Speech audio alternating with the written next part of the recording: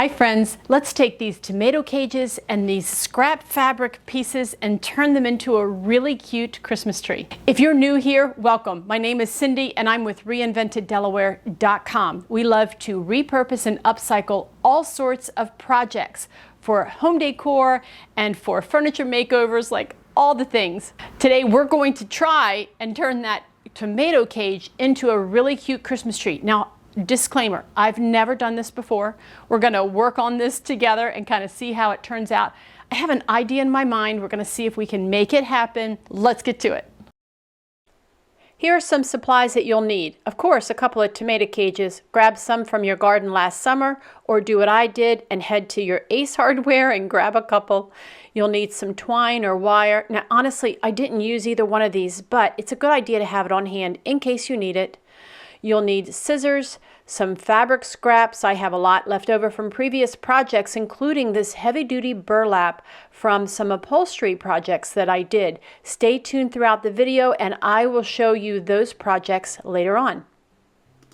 So part of the creative process is just like getting your supplies out and just kind of letting your mind go. And that's what just happened. I just pulled all my supplies out. I got all my camera gear set up for the blog post tutorial and as well as this video, and just this idea popped in my head that I needed greenery, like real greenery. So I am out in my yard. By the way, it's so sunny. I'm not sure you're going to see this. I might have to show you later tonight, but my crepe myrtles, yeah, it's middle of November and my crepe myrtles are looking so pretty. Anyway, we have some of these Leland cypress out in our backyard. We have a whole row of them. And I'm going to attempt to clip some of these just to get the greenery. Now, the greenery on these cypress, they last a long, long time. So even though it's the middle of November, I know it'll take me well into December and after for the Christmas season, especially because this tree is going to sit out on our front porch.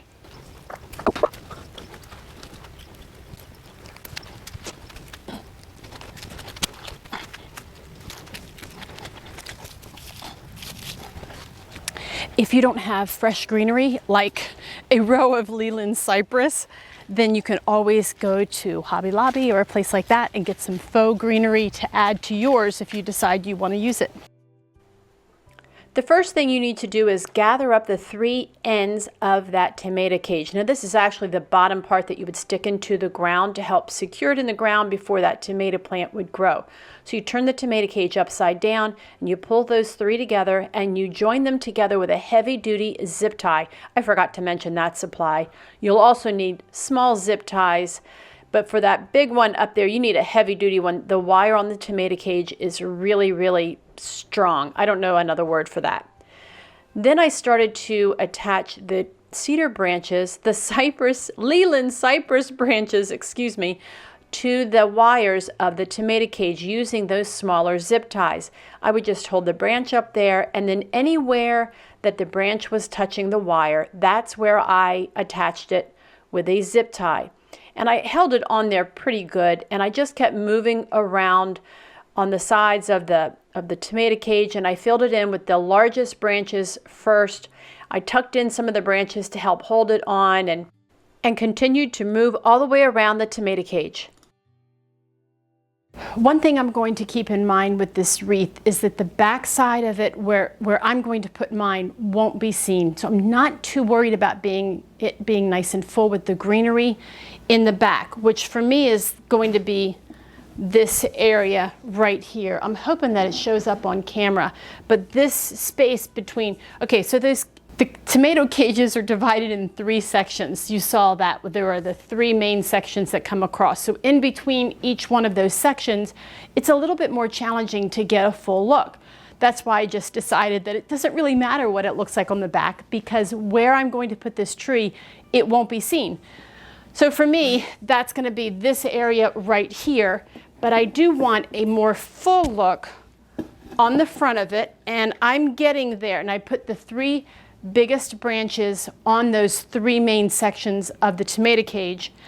And now I'm going to go back with smaller sections like this one, and I might have to go pick some more. I don't know. I'm going to use the smaller sections and fill in where I can especially up here at the top. Now, I'm also using fabric, so I don't have to have it completely full. That's not the look I'm going for, but I do want some greenery on there so that it, well, it's a tree, right?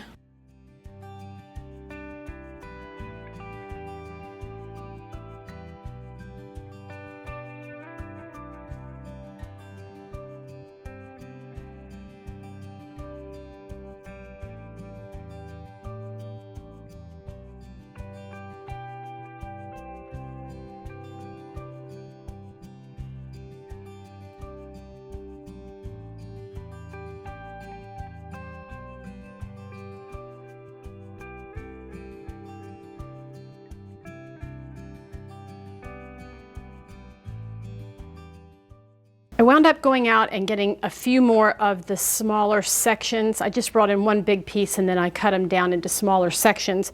And I have a nice full look for the front of it, and it's the look I want. I know it's still sparse. You can still see the tomato cage, and that's okay. We're gonna fill that out.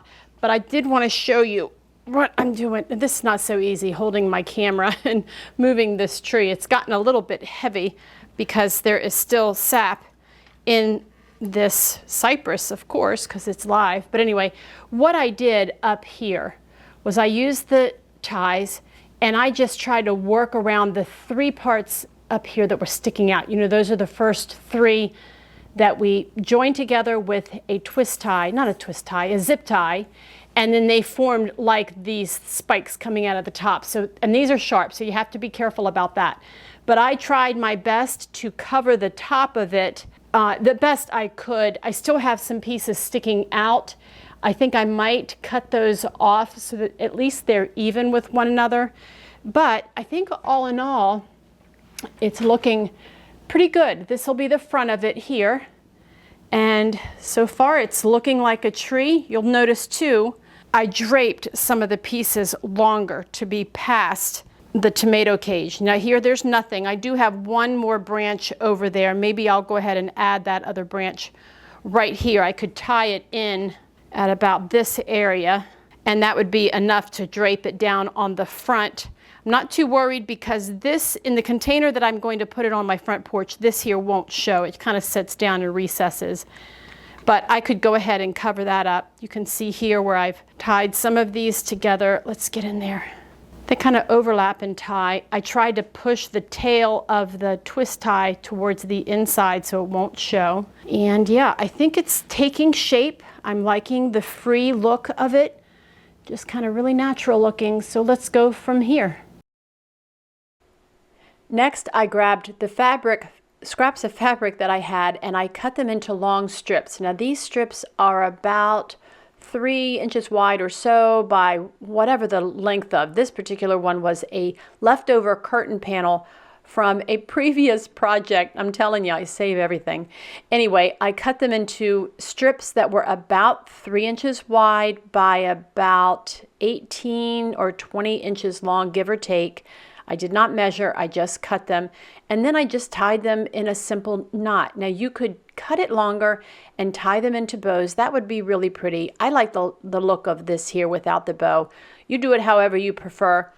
And looking back, I did only use this fabric, the blue and the white. This is from that footstool that I recovered on a live. I'll pop in a picture here. And I wish now that I would have added some of the white canvas fabric that I showed at the beginning of this video, and who knows, I might go back and put some on, I don't know. The last step of that is just to cut this at an angle just to make it look more like a ribbon. I really like how this looks, and it took hardly any fabric.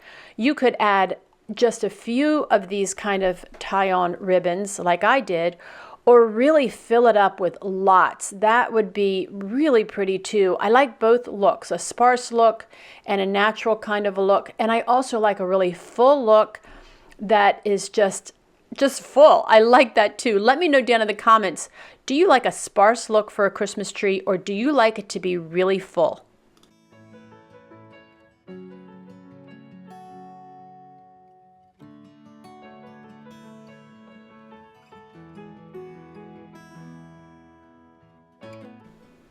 I just had to step out that evening and look at the beautiful crepe myrtles again. This time of year in mid-November, mid to late November, these crepe myrtles are just a display of beautiful color. And oh, I just love being able to look out my back patio and see these from like our dining room area. It's just such a pretty scene. I hope you guys had beautiful fall colors this year and that you were able to enjoy the fall season wherever you live.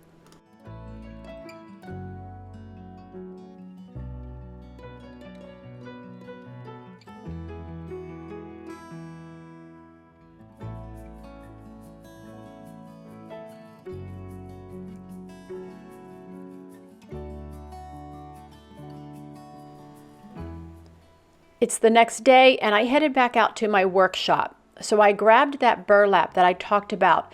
I used this burlap in some of my upholstery projects. I'll pop in some pictures here so that you can see this antique settee was just a stunning piece. I reupholstered it for a custom client who wanted this for her wedding. Isn't it so pretty? And we did the back in this heavy duty burlap. It turned out so beautifully. I'll link the blog post for that project down in the description. But I used the scraps left over from that, cut it into thin strips about 2 inches wide, and then I frayed the edges, and I got all these scraps, and I'm hoping to do something with those. I'm kind of thinking a little bird's nest or something for the spring. I don't know. I'll hang on to those and come up with something, I'm sure. Anyway, I used that burlap, but honestly, it's stiff. You can even see the folds there. They're kind of permanent. So I balled everything up. I went into the house and I saturated with hot water and I just squished it up into a ball to really soften that burlap. And that did the trick.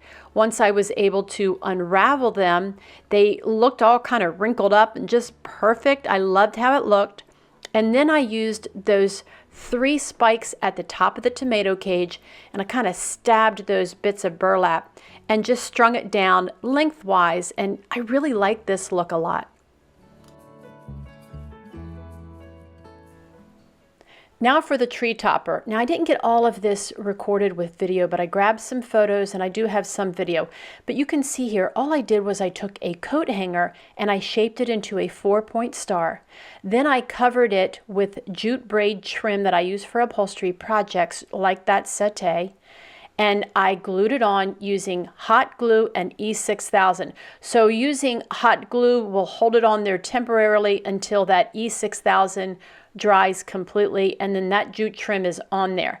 Then I grabbed some cotton bolls from our garden. Yep, I grew cotton this year. It was so much fun. I'm going to do it again next year. And I also made some painted pine cone flowers that you see here. I'll link a video right here on the cards of how I make my painted pine cone flowers. I added some glass glitter sparkle to them just to give them a little zip, and they turned out so pretty. Doing this is a lot of fun, but that is glass, so you have to be careful. That's why I have that tray laying down there to catch any flying glitter pieces around.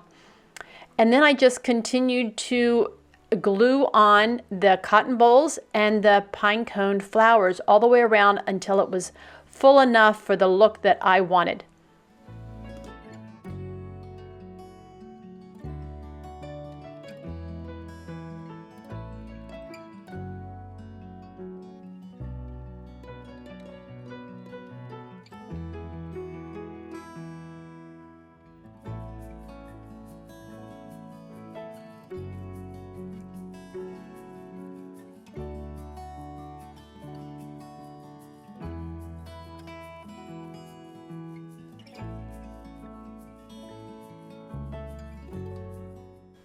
Little Barkley wants to show you how pretty this tree looks on our front porch in this great big urn that I painted last summer.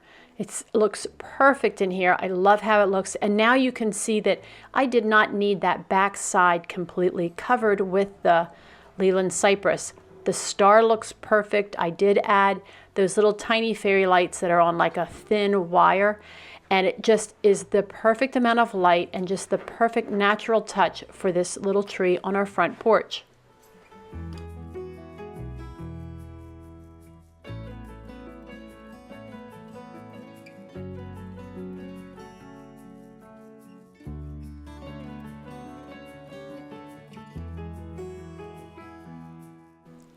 You'll probably notice also that I still have my fall wreath up on my door, and I have a simple way to change that. I'm thinking about well, I'm not going to tell you. I'm just going to do it. I'll try to make a short out of it, or maybe I'll make another video or a live. I don't know. Let me know what you guys think. Would you rather me see me transform that wreath into a Christmas wreath during a live, during a regular video, during a short? I don't know. You tell me, and I'll do my best. I hope you enjoyed this project. Thanks so much for watching, and we'll see you next time.